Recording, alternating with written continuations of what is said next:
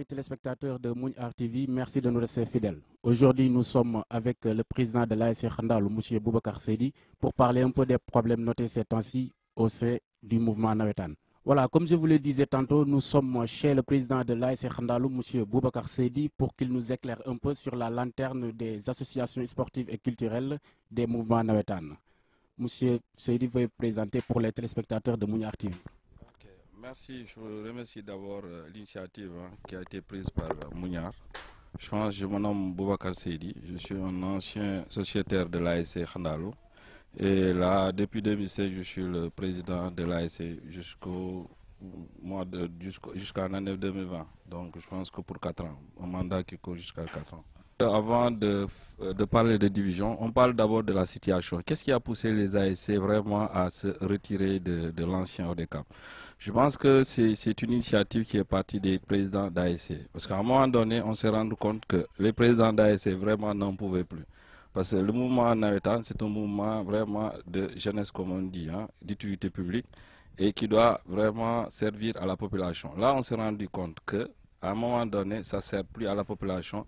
Et si on ne faisait pas quelque chose, ça allait se gâter. Donc là, on a pris l'initiative, nous, en tant que président, vraiment de nous lever comme un seul homme et d'essayer de voir qu'est-ce qu'il faut faire pour remettre les choses à leur place. Je pense que c'est de là qu'est né le collectif des présidents d'ASC. Et je pense que c'est un mouvement qui va s'étendre un peu partout au Sénégal. Essayer de voir, d'en faire vraiment un bon créneau, un mouvement qui va aider la jeunesse et aider la population. Bon, nous, on n'a pas quitté. On a été, comme on dit, suspendu pour 3 ans. Parce que vous n'êtes pas sans savoir qu'à un moment donné, on a gagné une coupe. Et il y a eu des magouilles, des gens ont essayé de nous retirer cette coupe. Mais non, nous n'avons pas accepté parce que les règles n'ont pas été vraiment respectées. Parce qu'on se rend compte que le mouvement, vraiment, il y a des textes. Et ces textes-là ne sont jamais appliqués. Donc je pense que c'est ça qui nous a poussé à sortir, parce qu'on a été suspendu pour 3 ans avec une amende de 2 millions. Donc si tu es suspendu et que tu veux jouer, je pense qu'il faut trouver des solutions. Et c'est ça qu'on a fait. Là, comme il y a un autre ONCAV qui a été créé, et légalement créé, et qui a des papiers comme l'autre ONCAV, nous on s'est dit que pourquoi pas ne pas aller rallier l'autre ONCAV. Et avec le concours aussi des autres présidents, parce que là, au moment où je parle, on est à 72 ASC au niveau communal. Nous, au minimum, on aura 50 ASC qui seront dans l'ONCAV de renouveau. Donc, pour te dire qu'on est majoritaire. Et au niveau départemental, je pense qu'aussi, dès demain même, déjà, on va monter la zone de Joal. Et je pense que c'est ça. C'est ça qui nous a poussé, nous, ASC Khandalou, à sortir. On nous a poussé à la sortie. Donc, c'est ça. Pouvez-vous un peu nous éclairer la lanterne sur les soi-disant magouilles que l'ODCAV a fait et qui a poussé beaucoup d'équipes à tourner le dos à cette ODCAV? Ouais, je pense qu'on ne peut pas, parce que là, si je me mets à énumérer tout ce qu'ils ont fait pendant ces dizaines d'années, je pense qu'on va passer la nuit ici. Mais je peux vous dire que rien que sur les assurances, parce que sur 406 ASC, on s'est rendu compte l'année dernière qu'il n'y avait que 200 ASC qui étaient assurés. Déjà là, c'est grave. Parce qu'on parle d'assurance, on parle de réconfort par rapport aux ASC sur la durée. Et même l'année dernière, nous, on a joué notre finale au mois de janvier, alors qu'on n'était même pas assuré. Parce que l'assurance s'est terminée au mois de le 31 décembre. Et là, nous, on a joué, je pense, le 1er ou le 2 janvier. Donc, on n'était même pas assuré. Donc, si on avait eu des cas, qu'est-ce qu'on allait faire? Qu'est-ce qui allait se passer? Parce que l'assurance n'a pas été prolongée. Et ensuite, l'ONCAV ou l'ODCAV reçoit des subventions. Chaque année, c'est 14 millions et quelques, répartis suivant des normes où les ASC reçoivent 100 000, la zone 500 000 et l'ODCAV 1 million et quelques. Mais là, on s'est rendu compte l'année dernière que le gars, soi-disant président, il a tout bouffé. Nous, jusqu'à présent, on n'a pas reçu notre subvention. Je pense que ça, c'est des manquements graves. Et je pense que si l'audit s'est prononcé en disant que on connaît tellement de choses sur cette équipe, et je ne parle même pas des dessous de table où c'est vraiment des choses, à la limite, c'est de l'informel où les gens, ils sont là, ils leur font payer des amendes en n'en plus finir des 50 000, des 100 000, où il n'y a même pas de justice, où des licences sont vendues, où comment on dit ça, On fait des licences jusqu'au mois de janvier, alors que ça doit se terminer au mois d'août, le 15 août, on ne doit plus faire de licences. Jusqu'au mois de janvier, dans la région de Thiès, on fait des licences. Donc je pense que tout ça nous a poussé à assainir. Parce que notre rôle, vraiment, c'est de montrer que c'est un mouvement sain. On sera là et à dire que ouais, on a regardé faire. Bon, c'est pourquoi on s'est levé, on a dit bon, il faut que ça change et je pense que ça va changer. Est-ce que l'ODCAV Renouveau qui vient de naître est reconnu administrativement au sein de la commune? Bien sûr, ils sont dans 13 régions. Il n'y a que dans la région de Thiès où l'ODCAV n'était pas là, ou l'ONCAV du renouveau. Mais à Ziguinchor, à Diourbel, partout, ils jouent. Je pense que l'État ne s'est pas fatigué. Il y a un récépissé dont le nom, qui date de 92 et qui est valable pour tout le monde. La preuve, nous, en tant qu'ODCAV, on n'a pas encore, mais on a contracté une licence comment on dit ça, une assurance qui va durer peut-être jusqu'au 31 janvier 2019. Et s'ils n'avaient pas l'autorisation, vous pensez que les assurances sont assez bêtes pour donner des garanties aux ASC et ensuite, s'il y a des problèmes, qu'est-ce qui va se passer? Je pense qu'il faut cesser de dire que ouais, tel est. Parce que le mouvement nawetan, quoi qu'on puisse dire, c'est vraiment de l'informel. Et il faut que l'État aussi s'y mette, essayer de formaliser tout ça. Parce que ça soit l'ONCAV, que ça soit l'ODCAV, que ça soit l'ORCAV, c'est pas structuré, il n'y a rien du tout. Il y a un vide juridique. On ne peut même pas porter plainte contre l'ODCAV, l'ONCAV et tout ça. Et aussi de même.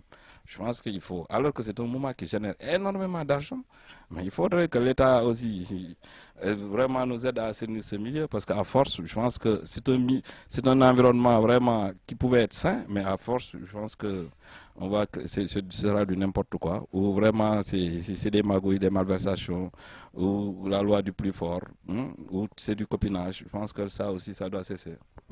Comment comptez-vous aborder les compétitions, puisque le stade Caroline Faye qui doit abriter ces mouvements nawetan est sous la directive de M. Pambot, qui est lui-même le président de l'ODCAV? Non, il ne sait pas sur sa directive. Lui, il n'est que l'adjoint du directeur du SAD. Parce que ce SAD-là, vraiment, c'est un SAD particulier parce que c'est un SAD municipal. Donc, quand on parle de municipal, c'est notre SAD. Ça n'appartient même pas à l'État. Donc, le moment venu, mais pour jouer au SAD, il faut payer. Même vous, en tant que journaliste ou je ne sais pas, vous pouvez aller là-bas, vous payez et vous jouez. Je pense qu'on n'aura pas ce problème. D'autant plus que nous, on est légalement constitué. On aura des licences, on s'est affilié à l'ONCAV du renouveau, qui est partout au Sénégal. Et on a déjà vu nos autorités, que ce soit le préfet, le maire, le président du conseil départemental. Donc cette année, on va jouer non seulement la coupe du maire, on va jouer la coupe zonale, parce qu'on a déjà 4 zones.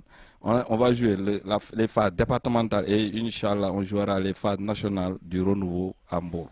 Je pense que le renouveau, le nawetan s'est construit à Mbour. Je pense que s'il faut un renouveau du mouvement nawetan, on va se battre pour faire le renouveau du mouvement nawetan au niveau vraiment national, mais à Mbour. Je pense que c'est important. Et on fera avant tout les NDEP du mouvement nawetan. On parle de NDEP, c'est revoir les textes parce que c'est des textes qu'il faut revoir. Déjà, il y a tellement de choses obsolètes qu'il faut changer. Et je pense que c'est l'occasion d'essayer d'en faire un mouvement durable. Et pas pour un mouvement que pour des intérêts particuliers ou bien des intérêts personnels. Vous avez parlé tantôt de la restructuration des textes de l'ODCAV. Est-ce que cela va être au profit des mouvements, des ASC plutôt? Oui, moi je pense que notre rôle, c'est vraiment de faire de telle sorte que tout revienne à l'ASC.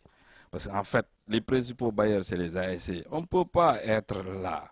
On vous dit, même regardez par exemple ce qui se passe lors d'une finale, par exemple. On vous dit dans les textes que les équipes reçoivent pour la finale 60% des recettes. Mais moi, je n'ai jamais vu un organisme donner des recettes aux ASC. Jamais. Par exemple, nous, notre finale l'année dernière, on était à 1,7 million, mais ils se sont partagés cet argent. Vous trouvez ça normal que quelqu'un qui est là, qui n'a pas de charge, à la limite, c'est que des billets où les charges se situent autour de 200-250 000, tu reçois 1,7 million et tu bouffes tout cet argent. Mais c'est grave. À la limite, les ASC qui dépensent, toi, tu joues une finale, tu dépenses au minimum 600-700 000. Même si on te donne 700 000, à la limite, c'est un remboursement de tes charges. Mais donc, le réconfort moral, c'est que quand tu gagnes quelque chose, mais qu'on te laisse ta coupe. Quand tu perds aussi, qu'on te laisse parce que tu as aussi investi, mais c'est le nawetan, à la limite. C'est un investissement à perdre et nous, en tant que chef d'entreprise, on ne va pas accepter aussi tout le temps d'investir à perdre parce qu'on pense que le public vient, on fait du spectacle, mais quand on parle de spectacle, c'est aussi que ça génère des ressources, mais pas que ça aille dans des poches ou de 2 ou 3 individus et après c'est fini. Hein. Donc je pense qu'il faut que ça change. Parlez-nous un peu des zones qui sont déjà montées et le nombre d'ASC qui constituent leur cadre nouveau. Ok, là à Hambourg déjà on est à 4 zones parce qu'on a déjà monté la zone 2. La zone 2, quand on parle de zone 2, c'est les super rails, donc c'est l'autre zone de l'entrée d'Hambourg. On a monté la zone, bof, ça aussi sur les 12 ASC, on a 10. Hein, donc il n'y a que 2 ASC qui sont pour l'instant qui sont en attente et je pense qu'on est en train de travailler pour que ces ASC aussi nous rejoignent. Concernant la zone 4, sur les 16 ASC, on a les 14. Donc, il n'y a que Santoussou et Mbourguet qui restent. Donc, Santoussou, je pense que pour des raisons personnelles. Mbourguet aussi, on est en train de travailler dessus.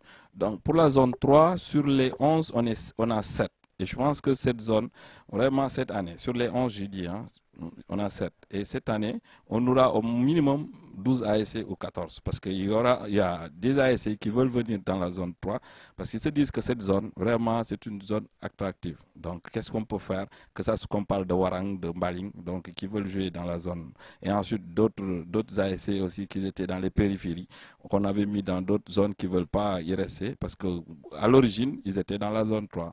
Donc, je pense que c'est ça. Donc, il nous reste que la zone 1 où on parle de TFS, ODBR, Grand-Bourg et tout ça. Je pense que d'ici peut-être 10 jours, on va le monter. Donc, en grosso modo, on peut dire qu'à Hambourg, on aura 4 zones pour minimum 50 ASC. Donc, je pense qu'à Hambourg, déjà, il y a trop d'ASC. 72 ASC à Hambourg, c'est trop.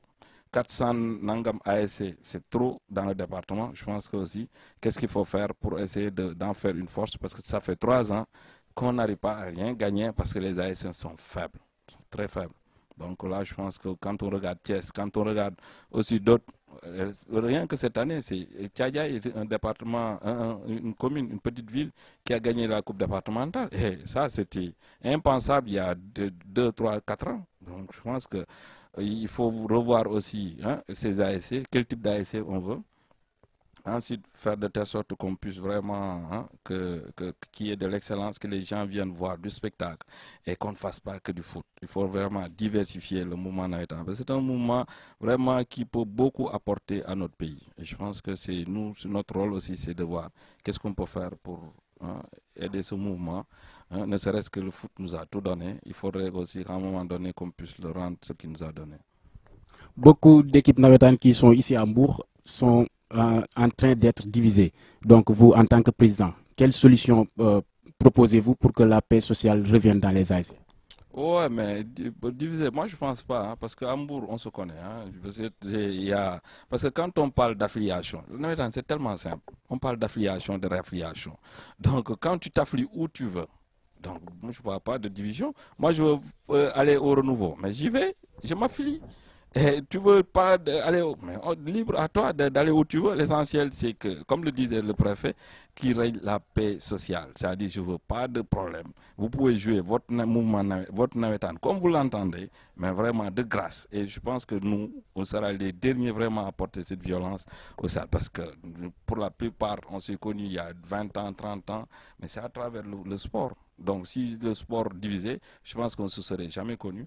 Et je pense que c'est vraiment l'occasion aussi de montrer que sur une année, on peut faire vraiment des naïtans innovants. C'est-à-dire que c'est important que les gens s'y retrouvent. Et que pas seulement ceux qui aiment que le foot, mais vraiment d'autres disciplines aussi puissent émerger. Parce qu'il y a énormément de ressources et les partenaires sont prêts à nous appuyer. Je pense que notre rôle aussi, c'est de montrer la voie sur une année et ensuite de nous retrouver autour de l'essentiel. Parce que même les guerres mondiales, je pense que les gens se sont retrouvés après. Mais il faudrait qu'on verrouille tout ça et que vraiment, plus jamais ça.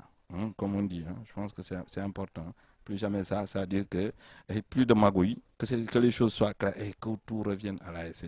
Parce que l'ASC, vraiment, c'est le début et la fin de tout. Et je pense que c'est notre rôle aussi de faire de telle sorte que ça puisse se faire.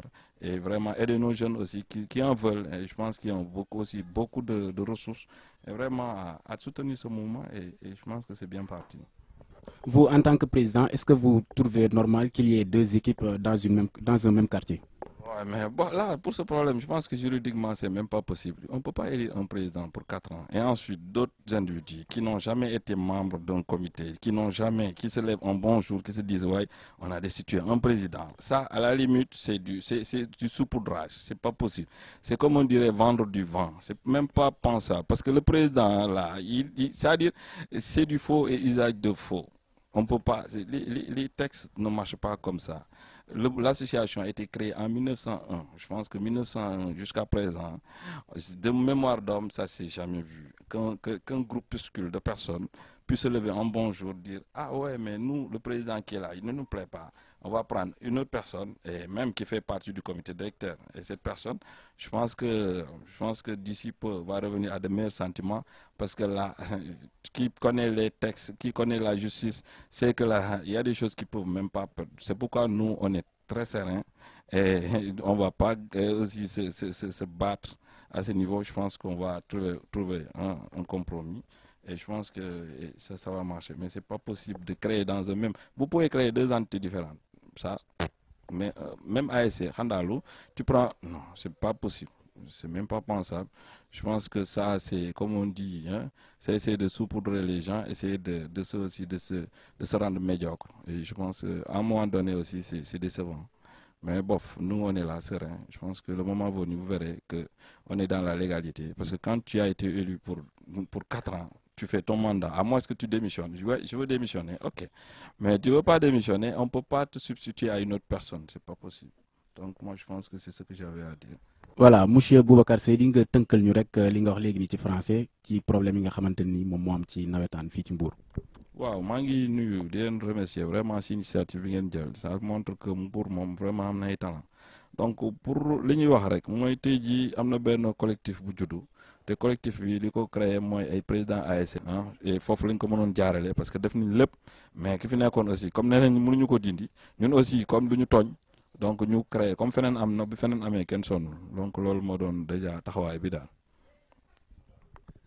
gis nañ ne yow yaay président Khandalou lan moo tax nga daal di adhéré ci ODCAV renouveau bi.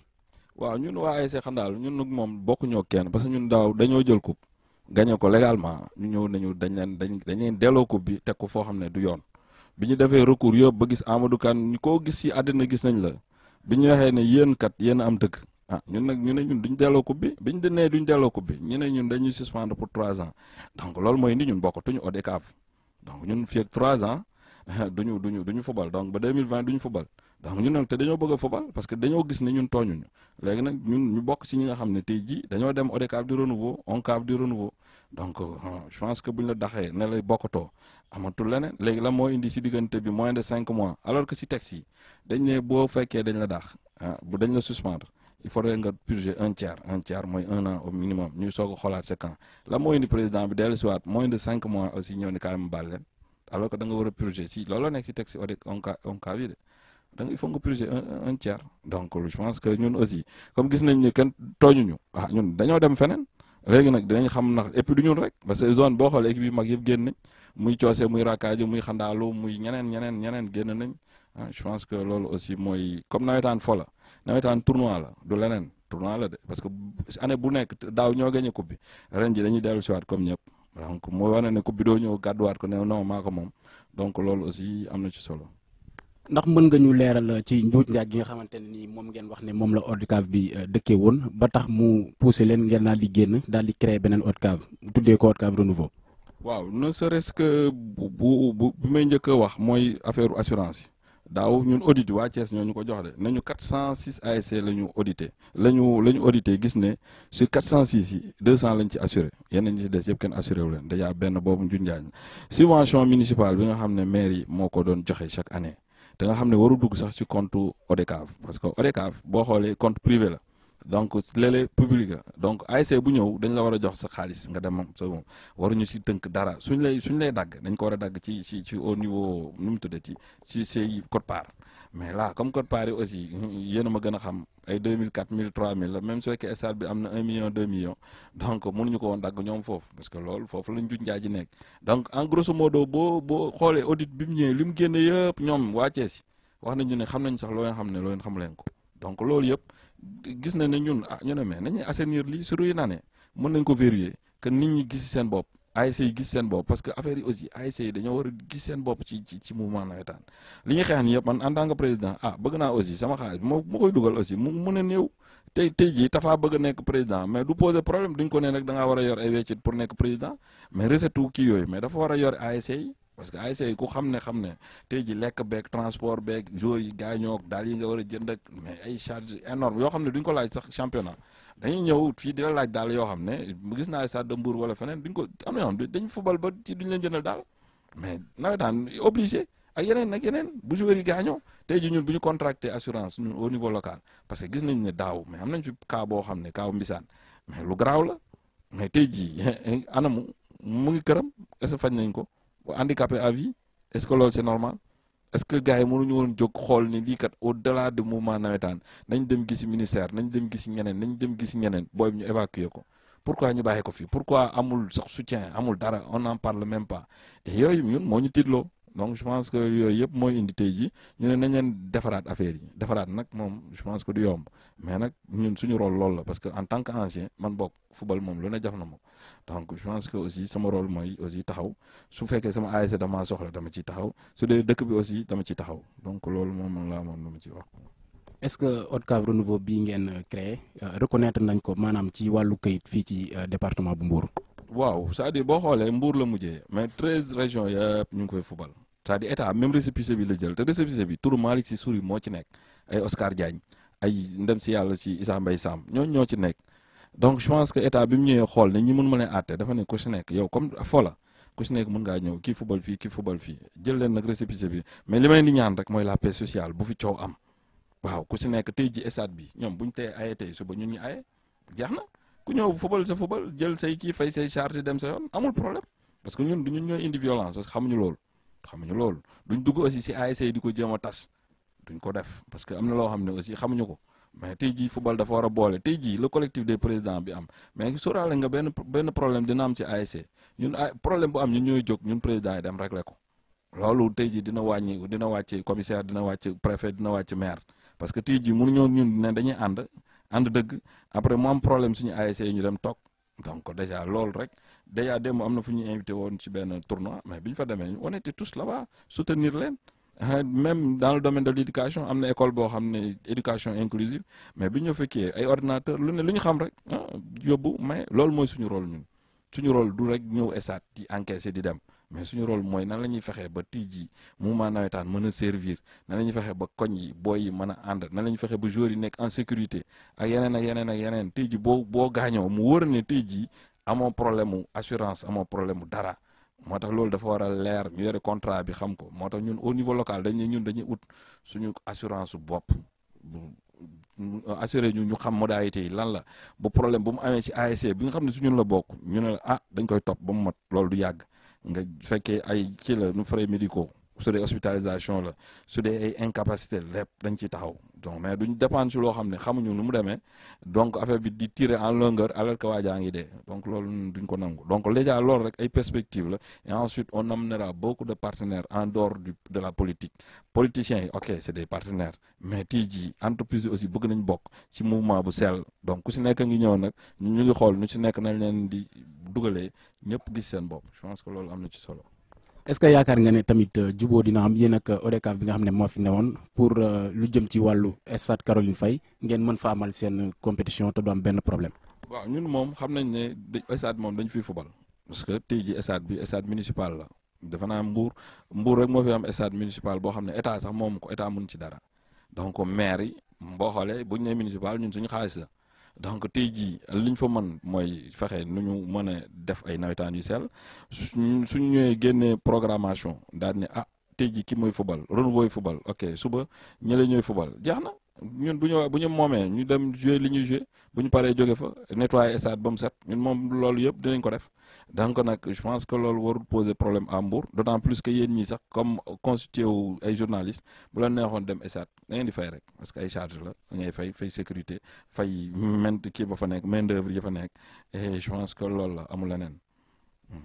andil ñu ay leeral rek tuuti ci zone yi nga xamante ni formé nañ ko ci ODCAV renouveau bi ak ñaata ASC ñoo ko seq. waaw am nañu déjà 3 zones yu ñu monté mooy zone 2 ku ko xam mooy ay raay ay super raay ay ci équipe yi nekkee côté boobu donc am nañ sur 12 ASC am nañ ci 10 zone 4 sur 16 zone 4 boo xoolee mooy ay jant bi Magadaan nu tuddati Atlantique mooy zone yooyu donc sur les 16 14 yi ñëw nañ donc boobu centre su moo duggoon génnaat ak Mbour Géej bi nga xam ne boobu ba léegi ñoom ñu ngi ci conclave ñu ngi xool nu ñu leen di kii donc zone 3 mooy dimanche ba léegi lañ ko monté ba suñu président bi sax suñu ASC la bokk ASC Xandaalu donc muy El Hadj Malick Ndiaye donc je pense que muy ko xarañ aussi koo xam ne wane na ay preuve am ba ay moromam ñoo jóg ne kii du moom moo désigné boppam kii lañ bëgg mu nekk suñu président zone donc je pense que loolu aussi c'est important pour ñun suñu dëkk bi mais aussi pour ñun suñu ASC Babacar Dieye di secrétaire général bi aussi c'est important borom xam-xam la donc je pense que am na ci solo donc en grosso modo daal je pense que bu ñu monté zone 1 moo ñu desee te zone 1 mooy ay tefes ak Kayafeeg yooyu yëpp ñooñu ñëpp déjà ñu ngi ci renouveau Grand Mbour ndox mi yooyu yëpp ñu ngi ci renouveau donc je pense que en grosso modo on aura sur les 72 nañu am 50 ASC au niveau communal donc mu dese ñu nag au niveau départemental où déjà dimanche bi je pense que dañ monté fële nu mu tuddati Joal donc am nañ Joal am nañu Thiadiaye am nañu Sindia am nañu Ngexox am nañu Saly donc am nañu au moins 5 ba fële Diass donc 5-6 départements majeurs yi daal donc ñu ngi ak ñun parce que ñoom aussi toroxal yi ñu leen toroxal bu ñu la expliqué sax moom fi toogoon defe naa fi la ñuy fanaan donc je pense que aussi il faut qu'on remette le mouvement navétane à sa place jéem a fexe ba affaire bi delluwaat sur une année après nag ñu oowaat gars yi gis nga navétane nii la amul xuloo amul xeex mais li ñu moom nañ ko delloo li nit ki moom nañ ko delloo amul parti pris amul dara même président bi bu mënti nekk ASM bu tooñee nañ ko daan c'est-à-dire que loolu bu amee violence du am dara du am et puis bañ di boole ASC yi waaye tey ji ñu ne way Xandaalu coose mu leen boolee ñu reyante seen biir dér bi la dinañ indi nit yi non nañu tiré lu waaye tombeel ñu xam ne loolu la comme coupe du monde bi rek dañuy tiré amul ay kii ak kii ñooy far je pense que loolu bu ñu ko defee ba affaire bi normal ñun dañ leen di jébal seen yëf ñu xam ne kat affaire bi nii lañ ko bëggee et puis taxaw na leen nag di leen surveiller je pense que loolu mooy rôle collectif des présidents d'ASC nekk nag ay comme on dit teg ay garde-fou et je pense que loolu aussi dina ci am solo. yaakaaroo ne ASC yu mag yu mel ni Xandaalu wala ay coose wala yu mel ni ay Rakkaaju ñu ñaari équipe daal di fay génn yaakaaroo ne dina andi coow ci quartier boobu. non mënul nekk parce que Xandaalu moom benn ASC la mënul nekk ñaari ASC parce que tey jii bu ñu ñëwee fol benn bureau pour 4 ans ko xam yoon nga ñëw yow après jógee ci néant c'est-à-dire fu nekk rek man boo nee maay président kan moo ma jox.